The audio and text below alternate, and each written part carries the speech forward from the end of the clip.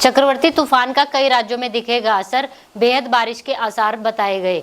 बंगाल की खाड़ी के पूर्वी मध्य भाग और उससे सटे उत्तरी अंडमान सागर पर कम दबाव का क्षेत्र बना हुआ है।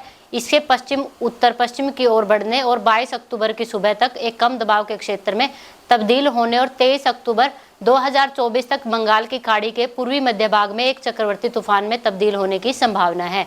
24 और 25 अक्टूबर 2024 को उड़ीसा, गंगेय, पश्चिमी बंगाल में अलग अलग स्थानों पर बेहद भारी बारिश होने की संभावना है।